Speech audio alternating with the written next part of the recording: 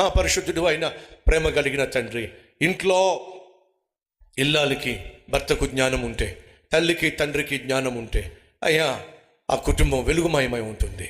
అశాంతి అసమాధానం ప్రభువా పారిపోతుంది.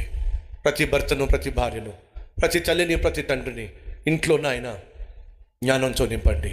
ఇంటి బయటకు వచ్చి పనిచేస్తున్న చోట నాయన మీ జ్ఞానం కలిగి పనిచేస్తే ఉన్నత స్థితికి నువ్వు మమ్మల్ని తీసుకెళ్తా. శ్రద్ధ గలవాడు పుష్టిగా ఉంటాడు, శ్రద్ధ గలవాడు ఐశ్వర్యవంతుడు అవుతాడు, శ్రద్ధ గలవాడు ఏలుబడి చేస్తాడు. అంతేగాని నాయన ఎక్కడ వేసిన గొంగలి అక్కడ వేసినట్టుగానే అడుగంటిపోయిన జీవితం జీవించడు. శ్రద్ధ కలిగి పనిచేసే, బుద్ధి కలిగి పనిచేసే, జ్ఞానం కలిగి పనిచేసే నాయన ఆత్మీయత మాకు దయచేయండి. తెలుసో తెలియకో చేసిన ప్రతి తప్పును, ప్రతి పాపమును క్షమించమని, మా కళ్ళను, మా ఒళ్ళును నీ రక్తములో కడిగి పవిత్రపరచమని యేసు నామం పేరట వేడుకుంటున్నాం తండ్రి. ఆమేన్.